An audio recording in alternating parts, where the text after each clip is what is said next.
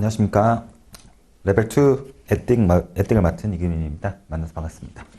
네, 1차 때 제 강의를 들으셨던 분들도 있겠지만 처음 뵙는 분도 있을 것 같아요. 제가 1, 2차 강의는 거의 유사하고요. 제가 그 부분에 대해서 좀 먼저 시험에 대한 개괄적인 내용과 강의가 어떻게 진행될 것인지에 대해서 먼저 설명을 드리고 진행하도록 하겠습니다. 네, 일단은 그 온라인에 보시면은 핸드아웃이 올라가 있을 거예요. 자, 1차 때와 동일한 핸드아웃이고요. 동일한 내용으로 나갈 예정입니다. 그래서 첫 번째 핸드아웃이 있고, 두 번째 올라와 있는 게 보시면 커리큘럼에 프랙티스 프로블럼이 별도로 올라와 있습니다. 그래서 수업을 다 들으시고 혹은 그 내용에 대해서 숙지를 하신 다음에 저희가 프랙티스 프로블럼 문제를 푸시고 그 다음에 그 문제를 가지고 제가 마지막 13, 14, 15시간에 다 커리큘럼 문제와 슈에저 모듈 퀴즈 문제를 모두 다 풀어드릴 예정입니다. 그래서 강의는 그렇게 진행될 거고요. 자, 먼저 결과적으로 보시면 출제 비중이 레벨 1에서 가장 높았습니다. 에틱의 출제 비중이 레벨 1에서는 거의 20%까지 나오기 때문에 굉장히 전략 과목이었습니다. 근데 레벨 2에 가서는 약간 5% 정도는 떨어지긴 하지만 여전히 높은 비중을 차지하고 있습니다. 한 가지 달라진 점은 뭐냐면 레벨 1 같은 경우는 하나의 문단만 가지고 그 내용을 바로 유치하는 거였다면 주제가 한 문단에 하나씩 문제가 나오겠죠. 레벨 2, 3부터는 어떤 게 나오죠? 긴 지문에서 그 지문에 따라서 문제가 나오죠. 근데 이제 정설적으로는 저희가 예를 들어서 레벨 1 같은 경우는 한 문단에 대해서 바로 1번 문제 이렇게 나왔다면 긴 지문에 여러 가지 문단들이 나오고 있죠.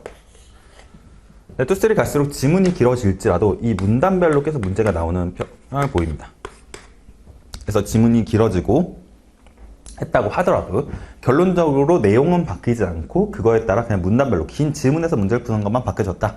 이렇게 보시면 될 것 같아요. 그래서 그 스탠다드, 저희가 1차 때 배웠던 그 스탠다드 그대로 하나도 변경되지 않고 문제 지문만 길어졌다. 이렇게 생각하시면 좋을 것 같습니다.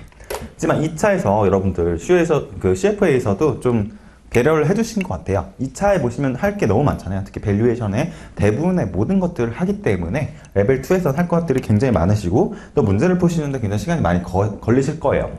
그렇다면 주제별 출제의 내용을 좀 보면은 레벨 1 같은 경우는 에틱이란 무엇인가 우리가 배웠었잖아요. 그럼 기본 개념이 10%, 그리고 깁스가 10% 나왔다면 레벨 2에서는 100% 스탠다드에서 100% 다 나옵니다. 그렇기 때문에 여러분들의 공부 시간이 굉장히 줄어드는 것이죠. 레벨 3 가서는 레벨 1에서는 깁스가 인트로덕션이었다면 레벨 3에서는 인트로덕션이 아닌 오버뷰. 예전에는 더 디테일하게 배웠는데 요즘은 그래도 조금 좋아져서 개괄적인 내용을 배우는 게 레벨 3에서 하고 SM 메이저 코드, CNS랑 굉장히 유사한데 조금씩 다른 SM 메이저 코드라는 5% 정도 나옵니다. 그래서 레벨 2 같은 경우는 CFA 협회 자체에서도 너무 할 게 많으니까 우리가 CNS를 좁혀주자 해가지고 레벨 2는 CNS. 하지만 여전히 10%에서 15% 나오기 때문에 굉장히 중요한 과목이다. 이렇게 말씀을 드릴 수 있겠습니다. 자, 그래서 제 1차 때 제 강의를 들으셨던 분이라면 그래도 편리한 게 내용이 바뀌지 않았는데 제가 다른 내용을 할 이유가 없습니다. 여러분들 오히려 그럼 공부 시간이 더 오래 걸리기 때문에 레벨 1과 똑같은 문제, CNS 부분 우리가 배웠었잖아요. CNS의 교재 그대로 레벨 2에도 가져왔습니다. 다만 문제만 긴 지문을 우리가 연습을 해봐야 하기 때문에 프랙티스 프로블럼 60문제를 같이 이 시간에 풀어보는 것으로 좀 가름을 하려고 합니다. 그래서 이제 그 문의들이 많이 들어오세요. 레벨 1에서 내가 이제 에틱을 했는데 레벨 2도 내가 강의를 열심히 들어야 되느냐, 아니면 주어진 핸드아웃만 가지고 교재만 가지고 내가 봐도 상관이 없냐 이렇게 말씀하시는 분들이 있어요. 그래서 제가 그거에 대해서 좀 가이드를 드리자고 하면은 첫 번째는 내가 에틱 점수, 제 강의를 들었다는 전제하에 레벨 1에서 점수가 굉장히 좋았다. 그렇다면 솔직히 내용이 똑같기 때문에 여러분들이 다시 한번 저희 핵심 개념, 키 컨셉이 약간은 바뀌었습니다. 제가 2023년 대비해서 24년에 키 컨셉을 조금씩 변경했기 때문에 여러분들이 이 부분에서 조금씩 더 다시 한번 리뷰해 보시고 그 다음에 그 스탠다드의 어플리케이션들 있잖아요. 예제들, 206개 예제들을 제가 똑같이 이번 시간에 나갈 거기 때문에 여러분들이 다 들으시는 것도 괜찮겠지만 내가 점수가 높았다 하면 1차 때에 내가 잘 헷갈렸던 부분 혹은 한 번씩 좀 읽어보면서 그 팩트를 제가 다 밑줄을 쳐드렸잖아요. 그러면 다시 읽어보면서 내가 생각을 할 수 있는지 없는지를 해서 생각이 잘 안 나는 부분만 수업을 다시 듣던지 아니면 그 부분만 다시 리뷰하는 형식으로 이 교재를 나가시면 굉장히 도움이 되실 것 같습니다. 자, 내가 1차 때 점수가 70점 이하, 좀 높지 않았다. 그리고 좀 자신감이 없었다. 는 분이시나 혹은 1차 그 점수에서 제가 1차 강의를 제 강의를 듣지 않으셨다. 그렇다면 저는 이 강의를 추천을 드리고 싶습니다. 네, 그거에 대해서 제 강의가 어떻게 나갈 것인지에 대해서 좀 설명드릴게요. 일단은 애뜨기 여러분들 그 1차 때도 제가 똑같이 했던 말씀인데 애뜨기 여러분들이 그 애매한 경우가 굉장히 많을 거예요. 그래서 왜 우리가 애뜨기에 점수가 높지 않았는지 한번 분석을 해보면은 시험 중에 봤을 때는 좀 느낌적으로 푸세요. 예, 좀 느낌적으로 이게 맞을 것 같은데 여러분들이 실제로 생각을 해보세요. Market Manipulation, 시장을 조작한다. 지금의 시장을 조작했다. 이렇게 나왔으면 당연히 풀기가 너무 쉽겠죠. 그렇기 때문에 여러 가지 좀 애매하게 꼬아서 내는 경우가 많습니다. 대부분의 문제의 경우 그런 경우 느낌으로 가다 보면 당연히 출제자의 의도에 맞추는 거죠. 네, 그렇지만 우리는 당연히 어떻게 해야겠어요? 논리적으로 가야 되는 거죠. 여러분들도 출제자건 푸는 사람이건 어떠한 논리적인 이유로 인해서 그게 위반인지 아닌지를 판단해야 돼요. 그럼 첫 번째는 그거를 판단할 수 있는 지문 속에서 그거를 판단할 수 있는 키팩트. 이게 위반인지, CNS 관점에서 위반인지 위반이 아닌지에 대해서 우리가 볼 수 있는 그런 키팩트를 먼저 찾아주셔야죠. 이거를 찾지 않고 나서 감적으로 풀면 당연히 틀리겠죠. 그래서 여러분들이 지문에서 봐서 어느 부분에서 이게 지금 위반 여부를 물어보는지를 보라는 거죠. 그래서 예를 들어서 문제에서 위반하지 않은 건 무엇이냐? 그래서 A번 Material Non-Public Information 2번 Suitability 3번 B번 C번 R&D 뭐 이렇게 나왔어요. 그러면 여러분들이 이게 맞는 것 같은데 위반하지 이런 문제들이 가장 어렵죠. 위반하지 않은 건 뭐예요? 일단 위반한 거를 찾아서 아닌 거를 명확히 찾아내셔야 되는 거죠. 이해되시죠? 그냥 내가 이게 맞는 것 같은데 그래서 여러분 이런 문제 같은 경우는 적절한 거를 찾기가 굉장히 어렵습니다. 그럼 뭘 봐야 돼요? 적절하지 않은 걸 찾아서 우리가 소거하면서 가셔야 되는 거죠. 그렇기 때문에 여러분들이 이런 걸 찾을 때 먼저 어떤 문장인지 이거에 해당하는 예를 들어서 내가 어떤 주요한 고위 관계자한테 어떤 내용을 들었다 라는 그 내용을 가지고 내가 무엇을 했다 라는 이 단서를 이 지문 안에서 팩트를 찾으셔야 되는 거예요. 키 센텐스를. 그 다음에 수러빌티도 내가 어떤 추천을 제대로 하지 않았던 그냥 좋아가지고 이거 그대로 하세요 라고 추천하지 않았던 그런 내용들을 또 찾으셔가지고 이게 이렇게 하면 위반이지 라고 해서 위반으로 가시는 이런 논리적인 훈련이 굉장히 중요합니다. 근데 그렇지 않고 내가 그냥 이게 맞는 것 같아 이게 틀린 것 같아 그럼 굉장히 오답률이 높아지겠죠. 그렇기 때문에 여러분들이 다시 한번 강조드리지만 키 팩트를 먼저 찾으시고 Material Non-Public Information을 하나 가서 찾는 거죠. 내가 여기에 대해서 내가 배웠었는데 이런 상황에서 액션하면 트레이딩하거나 뭐 레포트를 쓰거나 이러면 위반이지 라는 걸 찾으셔서 소거하는 이러한 논리적인 훈련이 필요하시다라고 생각합니다. 자, 그 다음에 두 번째는 공부를 하실 때 1차 때 강조드렸지만 이론 중심. 이론은 여러분들 제 수업을 들으신 분들의 대부분의 이제 피드백이 그냥 저절로 외워졌다 이런 말씀들을 많이 하세요. 왜냐면 제가 여러 번 강조해서 말씀을 드리기 때문에 여러 번 반복을 또 하기 때문에 그냥 수업만 열심히 들어도 주요한 팩트들에 대해서 다 숙지가 됩니다. 근데 이것만 알고는 전혀 문제를 풀 수가 없어요. 이거에 적합한 사례를 가지고 푸셔야 된다는 거죠. 문제를 푸셔야 되는데 그래서 위반 여부 판단의 핵심 내용을 정리하고 다양한 적용 사례를 통해서 이게 이런 상황에서 이렇기 때문에 위반이구나 라는 그런 사례를 많이 접하실수록 애띠기 편한 거죠. 그래서 문제를 보셨을 때 이건 이러한 사례에 해당했었지 라고 생각이 들 정도로 여러분들 훈련을 하셔야 된다는 겁니다. 자, 그러면 1차 때와 똑같은 문제인데 한번 풀어볼게요. 자, 문제는 어떤 형식으로 출제되는지 B사의 애널리스트인 P씨는 B사에서 투자 자문을 하고 있습니다. 자, 저 같은 경우는 일단 지문이 길어질수록 이제 더 중요해지죠. 어떠한 회사는 네모로 하고, 회사, 컴퍼니.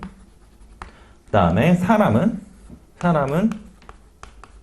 동그라미로 해서, 보통 이거 같은 경우는 앞에 우리가 이제 성하고 이름 나오잖아요. 한국 같은 경우는. 근데 미국 같은 경우는 이름, 성이 나오잖아요. 그래서 성의 첫 글자가 계속 뒤에서 이어지는 경우가 많습니다. 성의 첫 글자로. 그렇기 때문에 사무엘 피터라고 하면은 우리가 계속 머릿속에 사무엘 피터 이렇게 생각하시는 것보다 PC 이렇게 생각하시는 게 더 편하시잖아요. 그래서 PC가 어디서 일하죠? P사에서 일하잖아요. 그러니까 회사를 이렇게 그 같은 경우는 네모로 P 이렇게 하는 거죠. 그러면은 P사에서 일하는 PC가 애널리스트나 이런 식으로 쓰면 여러분들이 지문이 길어져도 이 사람이 이거였지, 여기였지. 그래서 지문 같은 경우 또 첫 번째 나왔던 인물이 두세 번째 문단 가가지고 다른 인물들이 계속 나오면서 좀 더 복잡해집니다. 그래서 메모장에 이렇게 써두시면 훨씬 더 문제를 풀기가 용이해지십니다. 그래서 B사에 투자자문을 하고 있어요. B사 투자자문. 네, 피터는 B사의 CEO가 있었어요. CEO가 있는데 컨퍼런스 콜을 통해서 회사의 내년의 영업이익이 크게 감소할 것이라는 내용을 들었습니다. 자, 이런 상황에서 콜을 진행하는 동안 여러 영업사항과 사무실을 들락날락하였고 영업이익과 관련된 내용을 들었대요. 그래서 영업사원들이 있는데 두 분이 통화하시는 내용을 들은 거예요. 그래가지고 이 사람들이 이거 큰일 났구나 해가지고 주식을 매도했어요. 고객들과 자신의 B사 주식을 매도했어요. 자, 위반일까요? 아닐까요? 네, 여러분들 1차를 하셨던 분들이면 푸실 수 있어야 되죠. 2번을 더 바라볼게요. 답은 좀 이따 말씀드리겠습니다. 트레이더인 NC는 다른 회사의 트레이더로부터 소프트 회사가 이틀 후 어닝 서프라이즈를 발표한다는 문자 메시지를 받았습니다. N은 회사 내 포트폴리오 매니저로부터 수십만 주를 구매하라는 주문을 받았습니다. N은 발표 전날까지 아침까지 적극적으로 주문을 실행합니다. 자, 이런 것들 1번하고 2번의 문제가 굉장히 헷갈리실 겁니다. 자, 이런 문제들을 풀 수 있는 그 프로세스를 여러분들이 가져오셔야 돼요. 그러니까 첫 번째 어떻게 해야 돼요? 컨셉을 먼저 파악을 하고 그거에 대한 사례 이렇게 해서 적용하는, 그리고 키팩트를 찾고 키센텐스를 찾고 그 키센텐스가 위반인지 아닌지를 찾아가는 그런 능력이 필요하시다는 겁니다. 자, 그러면 이 주제에 대해서 좀 설명을 드릴게요. 먼저 문제를 풀기 전에 여러분들은 어떤 게 위반이고 어떤 게 위반이 아니라고 생각을 하시나요? 1번과 2번 중에 어떤 게 위반이고 어떤 게 위반이 아니라고 생각하시나요? 정답은 1번은 위반이었고 2번은 위반이 아니었습니다. 거기에 대해서 좀 설명을 드릴게요. 자, 이 주제는 두 번째 대주제의 첫 번째 주제인 A 주제인 Material Non-Public Information에 관한 얘기입니다. 인포메이션에 관한 얘기. 자, 이 주제를 선정한 이유는 이 주제가 이 7-22주 CNS 주제 중에 가장 어렵기 때문에 가져왔어요. 왜냐면 판단할 게 너무 많아요. 자, 그래서 what과 who가 있어요. what과 who. 자, 어떤 정보잖아요. 중요한 non-public인 정보. 자, 일단 나눠보면 첫 번째 매터를 한지 안 한지 판단해야겠죠. 이 정보가 중요한지 그리고 이게 퍼블릭에 공개가 안 됐는지 됐는지를 판단하는 거예요. 그러면 일반 non-public 경우는 여러분들이 지문에서 충분히 이해하기 쉽잖아요. 예를 들어서 내가 공표를 했다. 아니면은 애니얼 리포트에 써져 있었다. 이건 당연히 퍼블릭이겠죠. 하지만 이렇게 PC와 CEO 간에 연락을 했다. 둘만 통화를 했다. 이런 상황은 당연히 퍼블릭이 아니겠죠. 모두가 알 수 있는 상황이 아니었으니까 퍼블릭이 아니겠죠. 그래서 2번은 판단하기 쉬워요. 2번은. 그렇지만 1번이 판단하기 어렵기 때문에 여러분들 이거를 잘 판단을 하셔야 돼요. 그래서 이 정보가 중요한지 아닌지를 판단하는 건데 이 두 번째 주제는 뭐냐면 Integrity of Capital Market이에요.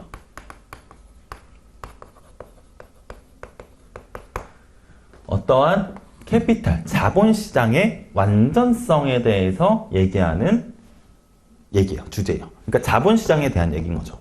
자본시장이란 건 뭐예요? 주식이나 채권을 매수, 매도하는 시장을 얘기하죠. 자본시장. 여기서 이 자본시장에서 중요한 정보란 건 뭘까요? 자본시장에서 중요한 정보는 뭘까요? 당연히 시장 가격에 영향을 미치는 정보겠죠. 이걸 먼저 판단하는 게 중요해요.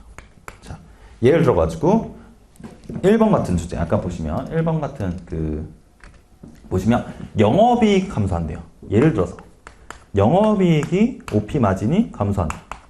오퍼레이팅 마진이 감소한다. OP 마진이 감소한다. 자, 그럼 당연히 주가가 어떻게 있어요? 떨어지겠죠. 결국에 가격을 산정을 하는 거에 대부분 주식시장에서는 퍼나 이런 것들 많이 쓰잖아요. 그러니까 퍼가 PO대가 얼마나 높은지 낮은지 이런 것들을 많이 쓰는데 퍼라는 건 결국에 뭐예요? 그 회사의 이익에다가 수량을 곱한 거잖아요. 수량을 나눠준 거잖아요. OP가 떨어지면, 이익이 떨어지면 당연히 주가도 떨어지겠죠. 네. 혹은 뭐 매출이 떨어진다든지 아니면 파업이 됐다든지 이러면 다 이익의 감소에 영향을 미쳐요. 이런 것들 여러분들 꼭 주식을 하셨다면 이런 내용들이 어떤 게 중요한지 아닌지를 충분히 판단하실 수 있을 겁니다. 그래서 시장 가격이 영향을 미치는 정보를 판단을 하시고 근데 예를 들어서 이 정보의 출처로 갈게요. 직접적으로 알 수 있는 사람들을 판단하셔야 돼요. 예를 들어서 이 OP 마진이 영업이익이 감소할 거라는 거를 CEO가 얘기했어요. 그리고 옆집 사람이 얘기했어요. 아니, 나의 지인이 얘기했어요. 야, 내 이익 떨어진대. 어떤 정보, 어떤 소스가 중요하죠? 이분은 중요한 게 아니에요. 여기 여러 가지 생각하겠죠? 직접적이지 않은 사람들. 뭐 의사라든지, 아니면 내가 아는 뭐 변호사라든지. 아무리 그런 사람들이 이 중요한 정보에 대해서 얘기를 해도 이건 매트럴하지 않다는 겁니다. 매트럴 측면에서 매트럴하지 않다는 거예요. 근데 CEO가 얘기하면 당연히 중요하겠죠. 그럼 내부 직원이 얘기했다?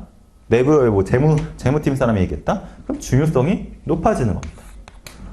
그래서 이 두 가지를 다 판단을 하셔야 돼요. 첫 번째는 파블릭지 아닌지는 여러분 쉽게 판단하니까 그걸 먼저 확인을 하시고 지문상에서 그 다음에 이거에 대해서 중요한지 아닌지를 판단하는 거 첫 번째, 이게 시장 가격에 영향을 미치는 정보인지 먼저 파악을 하시고 그거에 대해서 이거를 직접적으로 알 수 있는 사람이냐. 또 추가적인 게 뭐가 있냐면은 IB에 내가 트레이더, IB에서 어떠한 IPO를 맡고 있는 사람이에요. IPO 담당자예요.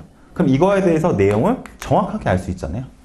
그래서 직접적으로 알 수 있는 사람이 말하는 정보가 Material Non-Public Information이다.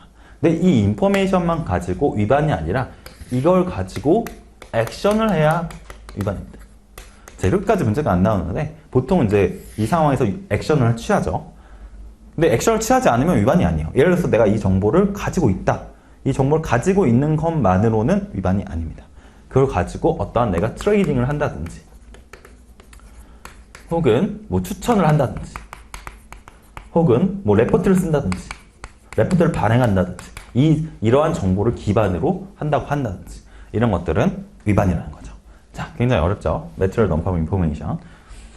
그래서 여러분들 이런 상황을 가지고 이제 풀어야 되는 거죠. 그래서 왜 이제 1번이 위반이고 2번이 위반이 아닌지가 여러분들이 좀 파악을 하셨을 거예요. 자, 다시 한번 가볼게요. 1번 같은 경우는 어떻죠? 일단 B사의 CEO와 지금 콜을 하는 거잖아요. 일단 이거 자체에서 뭐예요? Non-Public이죠. 그렇죠? 파블릭이고 내년에 영업이익이 크게 감소할 것이라는 이 정보 자체가 무슨 정보예요? 시장 가격에 영향을 줄 수 있는 중요한 정보잖아요. 자, 근데 출처가 누구야? 누가? CEO가 얘기했잖아요. 그럼 이 세 가지가 다 해당이 되는 겁니다. Non-Public에 해당이 됐죠? 그리고 시장에 중요한 영향에 있는 사람이 시장의 가격에 영향을 줄 수 있는 정보를 누가 얘기했어요? CEO가 얘기했으니까 Material Non-Public Information이 되는 거예요. 됐죠? 근데 이걸 가지고 자기가 이것만 가지고 있는 게 아니라 이거를 다른 사람들이 알게끔 해서 이 사람들이 액션하게 하는 것도 위반입니다. 그렇기 때문에 1번은 위반이 됐고요. 좀 굉장히 어려웠죠? 2번 같은 경우는 그 트레이더가 다른 트레이더랑 얘기하는 것 자체는 뭐예요? Non-Public이죠.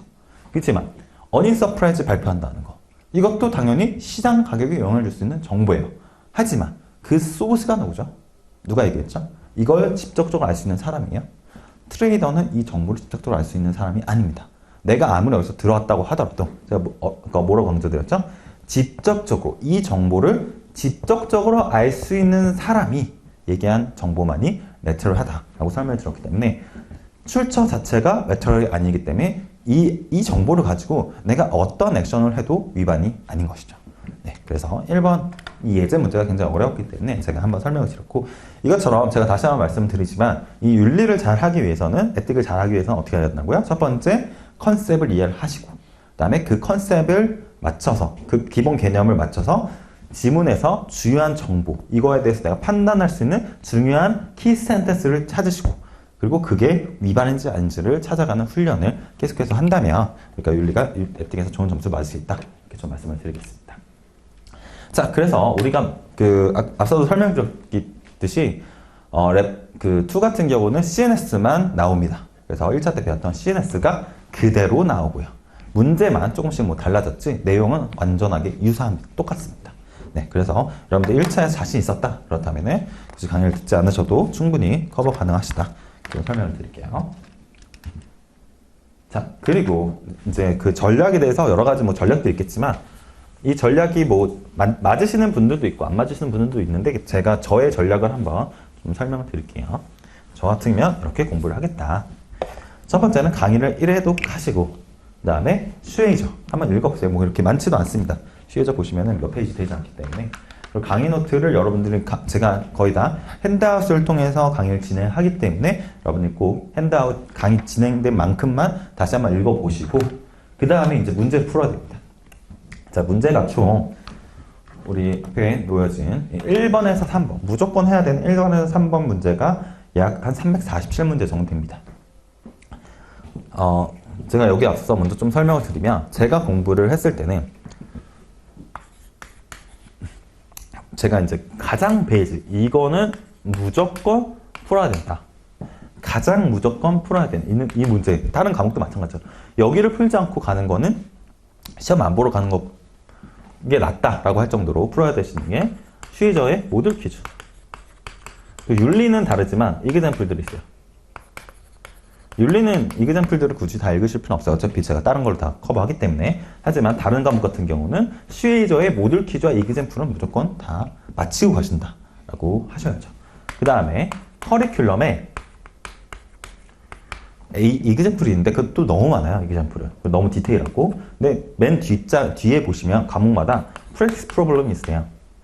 그래서 테스트 뱅크나 뭐 다른 모듈 퀴즈, 막 이그젬 이런 걸 푸시기 전에 이 세 가지는 무조건 푸셔야 돼요. 이거 가장 기본인 거죠. 다른 문제를 푸시기 전에 이걸 다 맞추신 다음에 다 숙제하신 다음에 저는 다음 문제를 푸시는 걸 추천을 드립니다.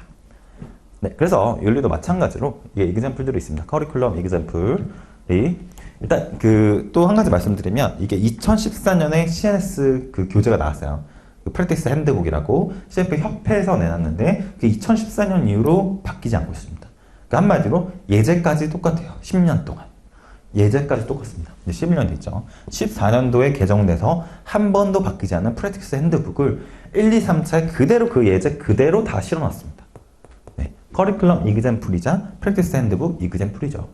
그게 206개에 대한 예제들이 있어요. 1, 2, 3차 다 똑같고 2014년부터 한 번도 바뀌지 않은 그 예제들이 206문제. 네. 그래서 제가 1차 때도 똑같이 이걸 어떻게 해드렸죠? 어차피 1, 2, 3차 다 나오니까 이거에 대해서 이 206개 예제 문제를 알고 하면 굉장히 출제자들이 이거 기본으로 하지 않겠느냐. 이걸 CF 협회에서 가이드라인을 준 거니까요. 그래서 이걸 알고 하면 굉장히 기본적인 거기 때문에 제가 이 206개가 굉장히 지문도 굉장히 길고 너무 복잡하기 때문에 제가 핵심만 번역해서 이제 만들어 놓은 게 이 핸드아웃이다. 이렇게 생각을 하시면 됩니다. 그래서 그 핸드아웃에 206개들을 다 분석을 번역을 해가지고 제가 실어놨고요. 그래서 수업 시간에는 이 206개 문제를 다 커버를 할 겁니다. 그래서 여러분들이 이 206개 문제를 다 외우시기보다는 어떤 키 센텐스를 읽으시고 내가 논리적으로 그거를 맞았다라고 하면 넘어가시고, 내가 잘 헷갈렸다 하면 그걸 체크하시고 다시 보는 식으로 206개 문제를 다 커버하시는 걸 추천드리겠습니다. 그 다음에 리딩 밑에 모듈 3의 어플리케이션 문제에 추가적으로 문제가 있는데, 네, 여기 리딩 6가 아니라 모듈 3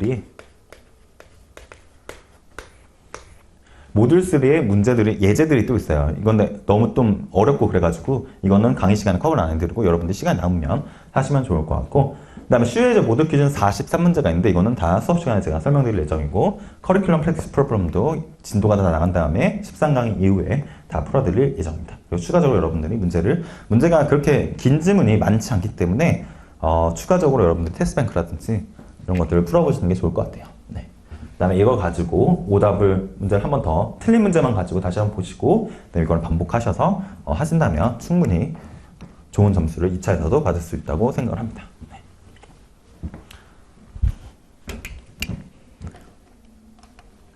네, 그래서 1차 때 여러분들이 지겹도록 제가 말씀을 드렸지만 다시 한번 좀 설명드리도록 하겠습니다.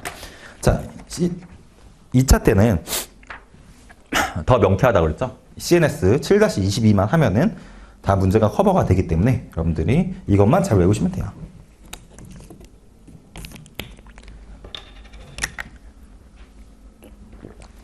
자, 그래서 제가 엔티티별로 말씀드렸었죠?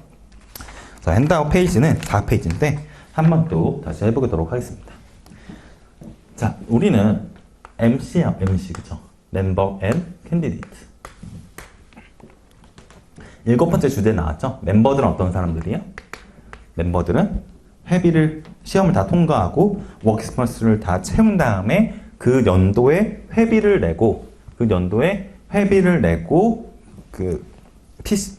PCS라고 프로덕트 스테이트 컨덕트 스테이트먼트라는 그냥 간단한 조사, 내가 혹시나 금융 감독의 제재를 받지 않았는지 이런 것들에 대해서 한 3, 4분이면 할 수 있는 그 서베이를 마치면 멤버라는 그 연도에 액티브 멤버라는 자격을 가지게 돼요. 그래서 여러분들이 매년 회비를 내셔야 돼요. 네. 매년 회비를 내셔야 되는데 그렇지 않고 내가 뒤에다가 이름 쓴 다음에 CFA라고 어디 뭐 링크인이나 올렸다 그러면은 가끔씩 CFA 협회에서 연락도 온다고 하더라고요. 이거 쓰면 안 된다. 너의 팀도 뭐도 아닌데 이거 왜 쓰냐 이렇게 연락도 온다고 하더라고요. 네, 그래서 캔디데이트는 그리고 지불하고 테스트 비용을 지불하고 여러분처럼 테스트 비용을 지불을 하고 이제 시험을 치기 전인 사람을 우리가 캔디데이트라고 하는 거예요. 자, 멤버와 캔디데이트. 앞으로 제가 MC라고 할 거예요. MC들은 첫 번째 뭘 가져야 되죠? 프로페셔널리즘을 가져야 돼요. 내가 전문가로서 전문성을 가져야 된다. 내가 전문가니까 법을 잘 알아야 된다.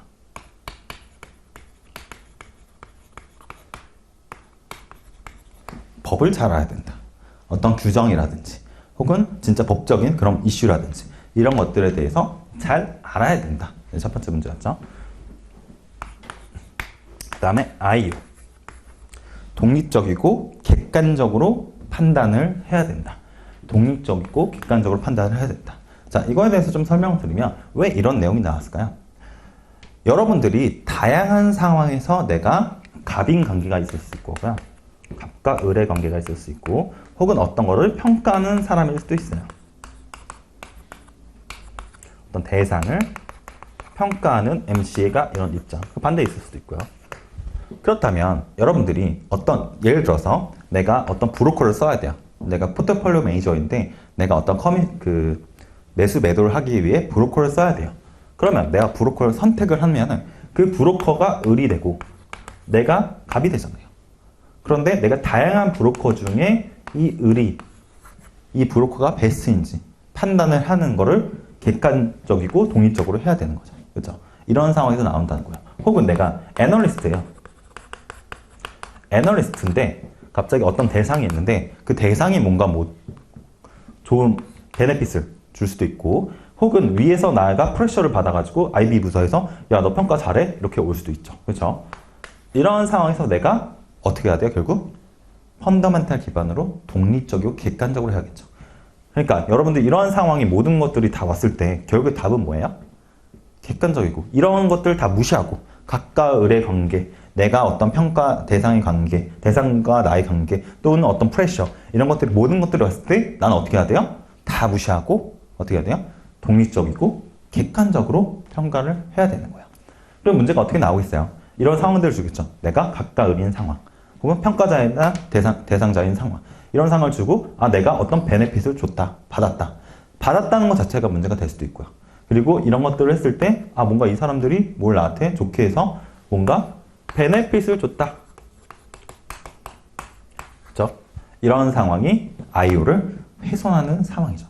그래서 문제를 봤을 때 그 문제에서 이런 것들을 나의 객관성을 훼손할 수 있는 것들을 내가 받아서 다르게 행동하거나 원래 같으면은 A라고 예를 들어서 내가 아까 같이 MC가 브로콜을 선택한다고 생각을 해보세요. 제일 ABC 중에 가장 싸고 트레이딩도 잘하는 데가 있어요. 근데 B에서 나한테 뭔가 베네핏을 준 거예요. 뭐 돈을 준다든지 상품권을 준다든지 뭐 다른 걸 줬어요. 근데 여기는 별로 안 싸요. 안 싸다. 그러면 우리는 포트폴리오 매니저라고 했을 때 누가 결국에는 베네피셜이죠? 결국엔 고객이잖아요. 클라이언트가 돈을 줘서 내가 그 돈을 운영하면서 그 중에 브로커를 쓰는 건데 나의 개인적인 이익을 위해서 우리 클라이언트의 이익을 배신한 거잖아요. 그래서 독립적이고 객관적인 행동을 못한 거죠. 그렇죠? 싸고 트레이딩 A가 제일 좋은데 A를 선택하지 않았고 내가 어떤 베네핏을 받았다고 해서 이런 것들을 하게 되면은 객관성과 독립성이 훼손이 된 거죠. 그래서 그런 예제들을 통해서 여러분들이 좀 보시면 될 것 같아요. 그래서 내가 프로페셔널이라면 IO를 가져야 된다라는 거고, 그 다음 세 번째, misrepresentation. 자, 미스했다. 뭔가를 나타내는, 표현하는 걸 내가 미스했다는 거죠. 여러분들 금융사기 이런 거 많이 발생을 하잖아요. 특히. 그래서 여기서 또 CF에서 굉장히 강조를 하는 이유가 내가 잘못된 얘기를 했을 때 내가 듣는 사람으로 하여금, 클라이언트로 하여금 잘못된 얘기를 할 수 있는 상황이 굉장히 많은 거죠. 예를 들어 나 같은 경우는 그 MC 같은 경우는 그 CFA를 통해서 어떤 전문성을 획득을 했는데 우리 클라이언트는 그런 것들을 획득하지 못하는 상황이잖아요. 그래서 내가 잘못된 얘기를 하면은 우리 고객들이 손해를 입을 수 있다는 거죠. 그렇기 때문에 이러한 행동을 하지 말라는 거예요. 가장 얘기 많이 나오는 주제가 팩트와 오피니언 구분 못하는 거죠. 예를 들어서 과거에 3년 동안 내가 수익이 나의 포트폴리오 매니저인데 나의 수익이 15% 났어요. 매년. 그래서 우리 고객 때 이렇게 하는 거야. 클라이언트한테 가가지고 야, 내가 15% 났어. 그러니까 너 앞으로 우리한테 돈 맡기잖아? 15% 날 거야. 무조건. 왜? 15% 날 거야. 그러면은 이거는 나의 의견이잖아요. 과거에 내가 아무리 성과가 있다고 한들 내가 15%를 확정할 수는 없잖아요. 과거에 어떤 일이 있었는지 모르잖아요. 과거에 예를 들어서 갑자기 어떤 한 주식에서 대박이 난 거예요. 다른 건 다 별로였는데. 그래서 15%가 났을 수도 있잖아요. 근데 미래를 절대 보장할 수 없다고요. 투자업계에서는. 그렇죠? 정부에서 개런티하는 거 말고는 없어요. 근데 내가 15% 보장해줄게. 이런 식으로 표현하는 거를 미스하는 거죠. 이거는 말 그대로 나의 오피니언일 뿐이에요. 예를 들어 여기다 기대된다. expect 돼. 혹은 뭐 나는 그렇게 믿는다. 이거는 뭐예요? 의견이잖아요. 의견. 근데 이거는 마치 팩트처럼 얘기하는 거잖아요. 이런 게 바로 대표적인 팩트와 오피니언을 구분 못하는 거죠. 네. 그래서 표현을 잘못하는 것들. 이런 것들을 우리가 위반한다. 라고 말씀드렸고, 그 다음에 misconduct.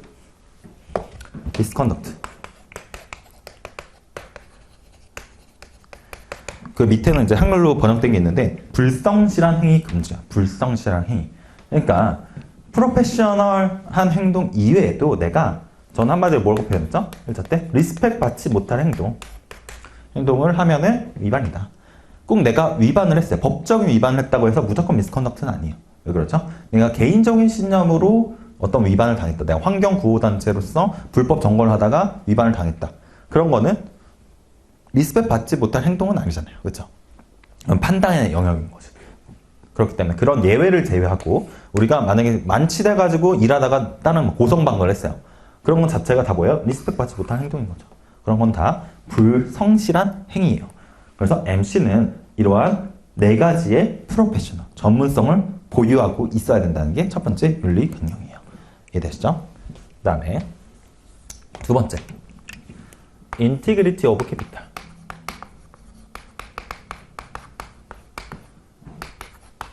자, 캐피탈 마켓 다시 한번 생각해보면 그냥 주식시장이에요.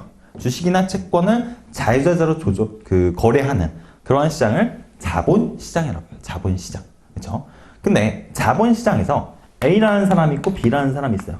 여러 고객들이 있는데 나는 예를 들어가지고 어떤 중요한 정보를 알아서 예를 들어서 뭐 T라는 회사가 있어요.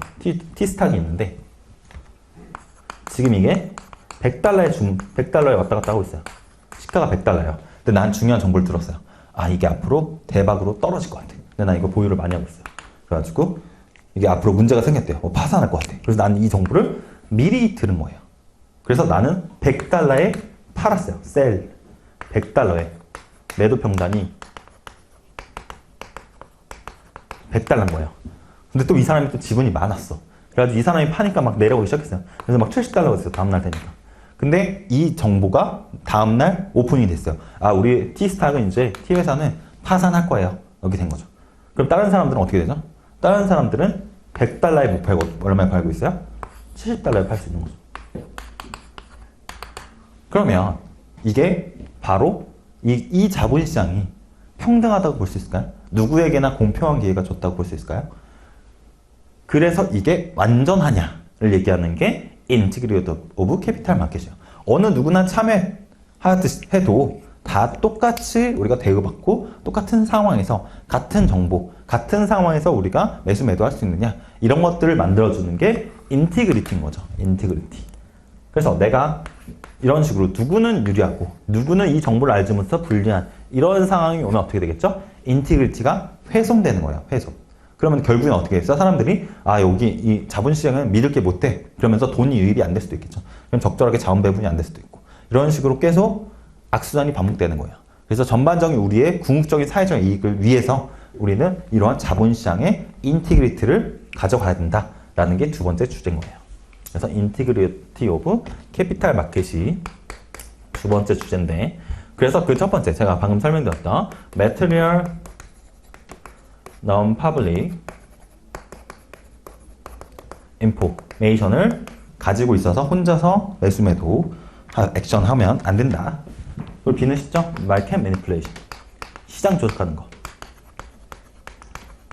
이거는 가격을 조작하거나 아니면 볼륨을 조작해가지고 내가 원하는 방향으로 시장을 조작하는. 그럼 누구는 유리하고 또 누구는 불리하게 되겠죠.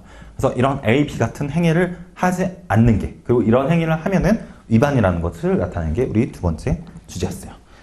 자, 그리고 세 번째 주제와 네 번째 주제는, 자, 우리한테 돈을 주는 사람이 누군지를 한번 생각해보세요. 클라이언트가 있겠죠.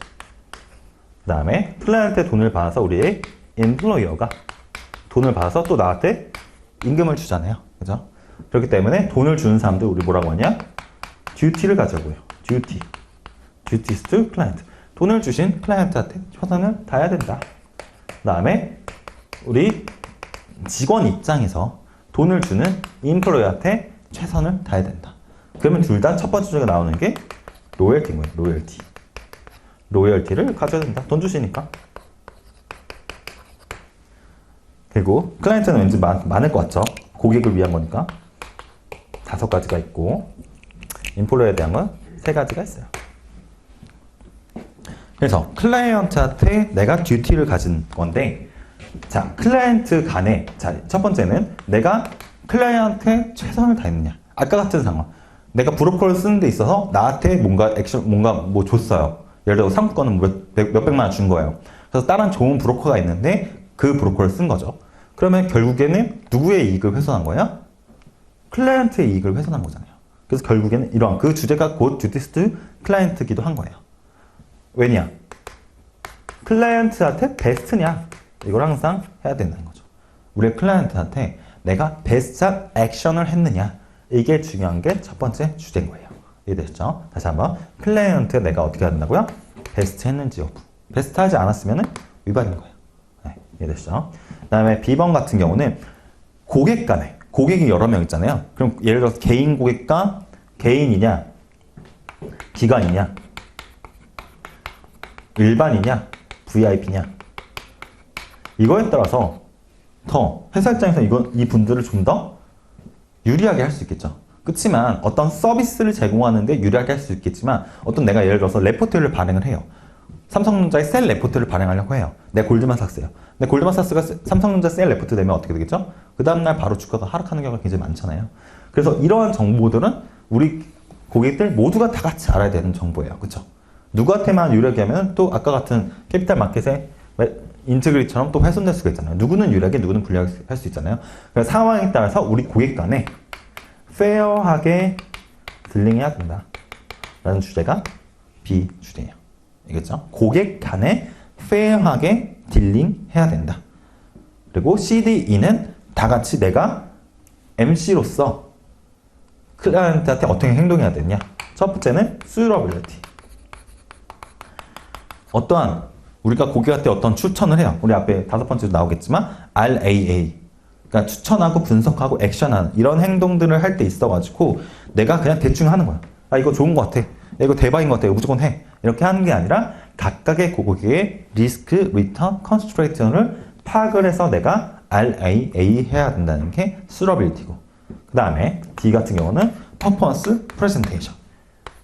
내가 자사운용사나 이런 게 나의 성과, 과거의 성과 결국 뭐예요? 수익률이잖아요. 수익률을 성과를 평가를 하는데 어떻게 객관적으로 평가를 할 것인가. 그리고 고객 입장에서 어떻게 컨피를 잘 유지할 것인가. A, B, C, D, E 5가지 주제가 있습니다. 이해되셨죠? 다시 한번 Do this to client 돈을 주시니까 로열티를 가져야 되고 로열티는 그건 뭐예요? 고객한테 베스트냐를 보셔야 되고 그리고 고객 간에 페어하게 딜링하느냐 그 다음에 고객한테 내가 리스크, 리턴, 컨스트레인트 파악 안 하고 추천, 분석, 액션 하느냐 그 다음에 퍼포먼스 프레젠테이션 나의 어떤 성과에 대해서 과거 성과에 대해서 내가 어떻게 표현을 제대로 할 것이냐 그러니까 미스 리프레젠테이션에서도 되게 유사한 거예요. 퍼포먼스 프레젠테이션은 또 깁스랑도 연관되어 있는 거고요. 그러니까 내가 표현을 할 때 잘못된 표현을 하면 안 되는데 특히 퍼포먼스 프레젠테이션은 고객의 성과에 한정해서 과거 성과에 한정해서 어떻게 퍼포먼스를 잘못 안 얘기할 것인가.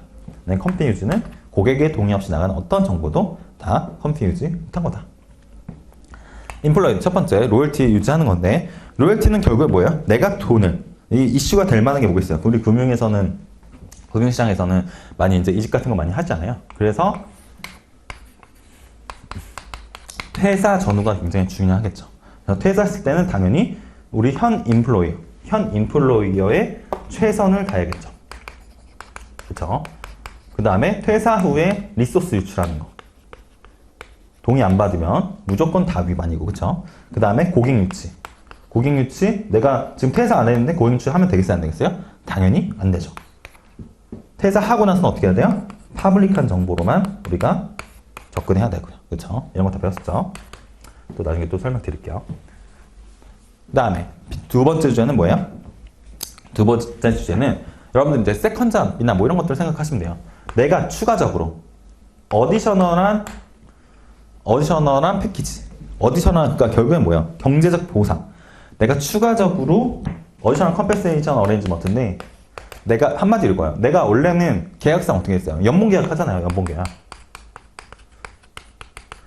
연봉 계약 외를 우리가 어디셔널 컴pen세이션으로 생각해보세요. 이해됐죠? 그러면 많겠죠? 왜? 첫 번째, 내가 세컨잡 하는 거. 이런 거 당연히 뭐 하겠어요? 퍼미션 받고 해야 되죠. 그쵸? 연봉계약 외, 예를 들어가지고 아까 내가 어떤 브로커를 선정하는데 어떤 베네핏을 줘요. 이거를 고객한테도, 고객이 고맙다고 줄 수도 있잖아요. 아, 이번에 성과 너무 좋아가지고요. 드릴게요. 이렇게 베네핏을 줄 수도 있고. 아니면 제3자가, 썰티파리가 줄 수 있는 뭐 레퍼럴 피를 준다든지 뭐 여러 가지 상황에서 내가 연봉 계약 외에 내 개인적으로 이 주제가 결국 뭐예요? MC와 인플로이의 관계잖아요. 연봉 계약 외에 세컨잡이라든지 베네핏 받는 이 모든 상황을 우리가 어디셔널한 컴펜세이션의 어레인지먼트라고 생각을 하는 거예요. 됐죠? 어디셔널한 컴펜세이션 어레인지먼트. 그래서 연봉 외라고 생각하시면 돼요. 어디셔널 추가적인 건 연봉 외에 내가 어떤 보상을 받는데 그런 보상을 받는 게 한마디로 뭘로 하면 돼요? 퍼미션 받으면 돼요. 누구로부터? 인플로이어로부터. 퍼미션 안 받고 이런 거 하면 다 위반이라고요. 이해되시죠? 네. 퍼미션 받고 해야지 위반. 이거 하는 것 자체가 위반이 아니에요. 여러분들 헷갈리시면 안 되는 게 이런 것들을 이런 보상을 받는 것 자체가 위반이 아니고 한마디로 뭐로 하라고요? 한마디로 퍼미션 받아라. 예, 그치요? 한마디로 퍼미션 받아라. 네. 끝입니다. 자, 그리고 C번 주제는 슈퍼바이저. 내가 책임자로서의 관리자로서의 책임. Responsibility of Supervisor. 한마디로 뭐냐면 내가 위에 사람인데, 관리하는 사람인데, 뭐 디렉터나 이런 사람들인데 밑에 직원들이 위반했어요. 그러면 내가 슈퍼바이저로서의 책임 못한다는 거죠. 다른 모든 거, 뭐 R&D를 위반했든 IO를 위반했든 뭐 이런 가지를 다 위반했던 상황이면 너도 디렉터였다면 너도 슈퍼바이저로서의 책임 못한 거 아니야? 혹은 이게 회사일 수도 있죠. 그렇게 해서 슈퍼바이저는 쉽다고 말씀드렸죠. 다른 어떠한 종류의 위반을 해도 내가 디렉터인데 그걸 잘 못 막았다? 그러면 나는 슈퍼바이저로서의 책임을 다 못한 거죠. 네. 그래서 세 번째 주제는 쉽습니다.